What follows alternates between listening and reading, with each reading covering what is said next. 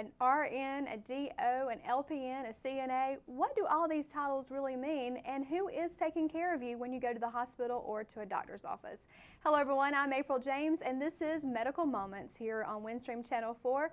And on today's show, we're going to be talking about who is taking care of you when you go to the doctor or to a healthcare facility. And joining me is Ryan Snow.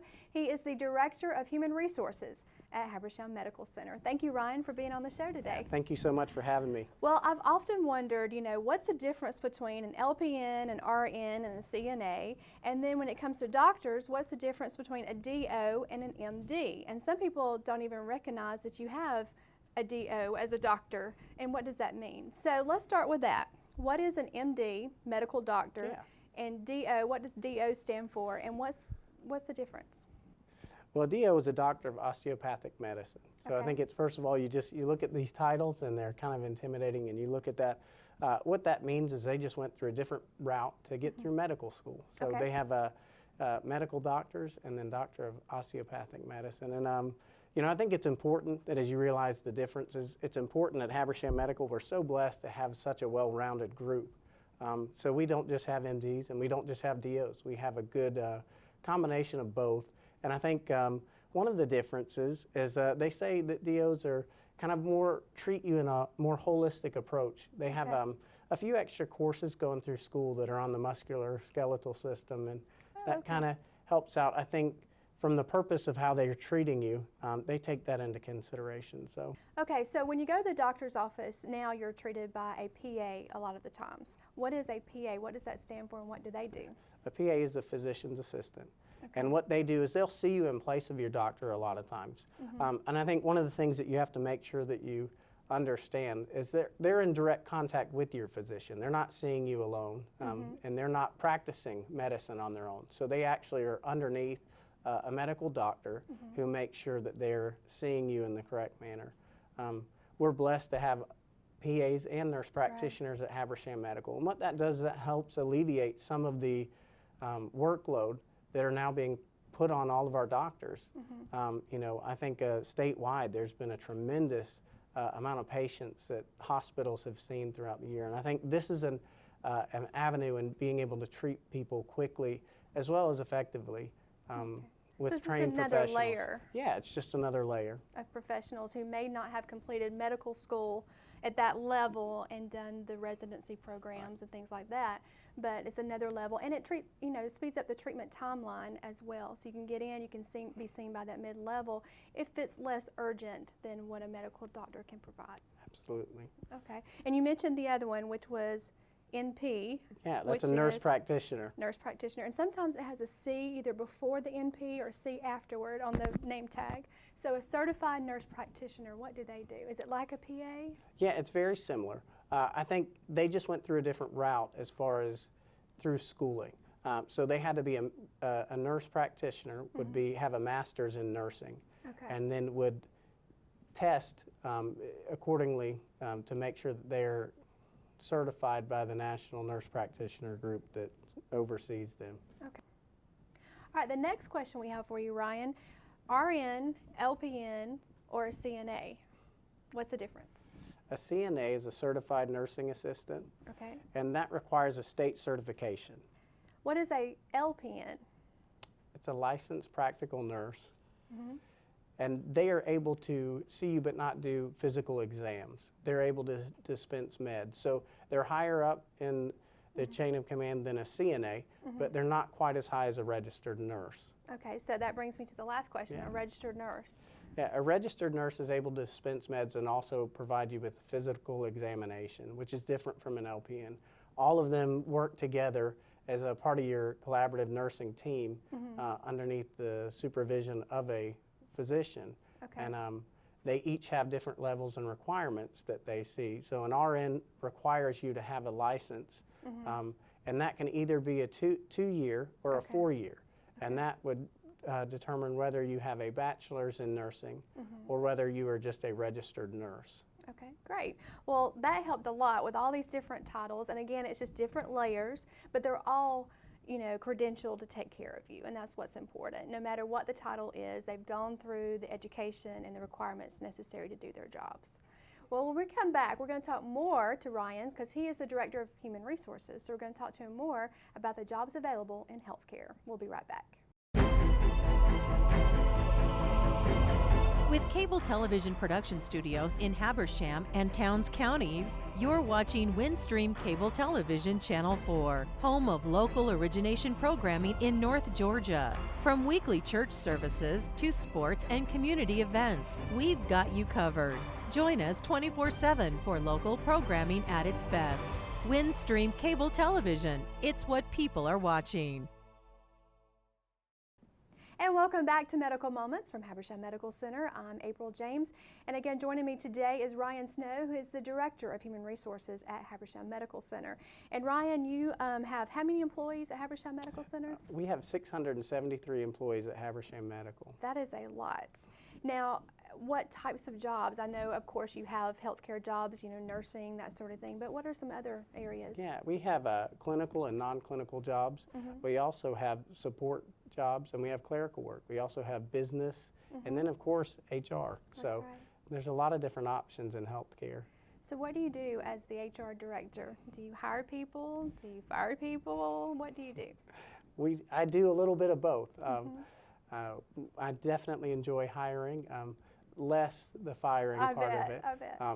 But unfortunately, we do have to take care of our patients, so that's one aspect that we do take care of in HR. Right.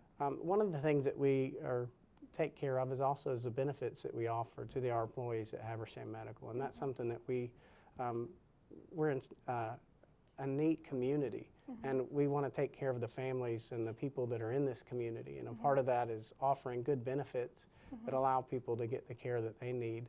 And that's becoming more and more important when we see people looking for jobs in healthcare, is the benefits that they're offered to be able to come and work at your organization. So that's something we're continually looking at and bettering here. That's right.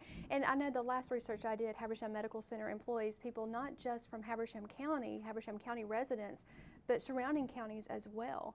And I think at one time it was almost 50-50. 50% of the employees were from Habersham or lived in Habersham, and the other half came from surrounding counties. So people come in to work from Atlanta, from Franklin, North Carolina, a lot of places because of the reputation that Habersham Medical Center has. Do you find it difficult to recruit employees? I think the difficulty is just communicating the needs that we have, and that's one of the things that we've tried to work on this year. So we've created the ability for our employees and prospective employees to fill out applications online. Right. And that's really helped our process. And you can actually go to our website at www.habershammedical.com, and at the top is a little tab that's labeled employment. And underneath that, it'll list all the available positions that we have, as well as an Apply Now button, and allows people to apply. And that's really helped us increase the number of applicants that we've had at the hospital. And Do you have to have a job opening for them to apply, or can they just apply and you keep their application on file if you have a need? Yeah, we just tell people to go ahead and apply. If there's something and they have a skill set that they feel would be beneficial for our organization, we'd love for you to apply. You can just click the Apply Now button, and we'll save that. And we save those for about 6 months. So if you didn't hear back from us, or for some reason we didn't contact you, you can go ahead and apply again, because we've had people that'll do that. Okay. And one thing about Habersham Medical Center, I've noticed you have behavioral expectations as part of the application process. That's unique for Habersham. What is that? Well, it really is basically a signed document that states that you understand what we expect of you from a behavior standpoint. And we do that because patients come first. Right. And healthcare is a unique environment in which we can't allow our emotions and our behaviors can directly affect people's lives. And I think that's something that we take of utmost importance. And so we do our best to make sure that people have an understanding of what that is, and when they're signing that document, that they're signing on that they agree that patients come before them during the time that they work at Habersham Medical. Yeah, and I think longevity is key as well. You've had some employees there recently who have retired with 30+ years of employment in one place, and they just kind of grew up with Habersham Medical Center, and I think that's unique as well. It is, and I think that's just speaks accolades on behalf of an organization that can hold people for 30 years. I mean, I think that becomes more and more rare as we see. Yeah, it is. And we're thankful that people have made Habersham Medical their home. Yeah. And you know, it's an organization that allows that to happen. And to be a part of that, we're very blessed. And we have a wonderful staff. And We really do. And our slogan is "Our care shows we care." And we do that in a multitude of ways. And we have a program called Helping Hands. Tell us a little bit about that. yeah, our Helping Hands program is a program we created that the employees can donate a certain amount out of their paycheck that goes into a fund that allows people that if they're having a hard time or if something's going on in their life, that they can just fill out a request, or even other employees know that something's going on and can fill out a request form for them.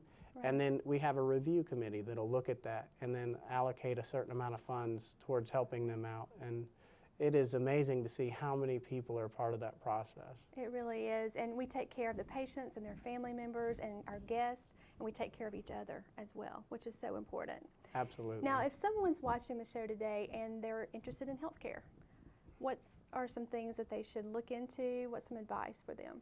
Yeah, I think there's so many opportunities. There's volunteer. You can come and volunteer at our hospital and get experience and just seeing if you enjoy that environment. I think I would encourage anyone that's seeking a professional career in healthcare and wants to see that, for sure, come and volunteer, see what that's all about. And then there's also other avenues that you can get as you move along in your in that process and determine maybe more of a specific field that you want to be in. There's other opportunities of job shadowing and coming to see specific areas within the hospital. So job shadowing is an option, volunteering is an option? Absolutely, and we encourage both. And do you take students from colleges who come in and do their rotations or their practicums? How does that work? Yeah, we do. And I think that's, as we develop more and more relationships in our community, those are important. And I think it also helps as we develop relationship with those schools.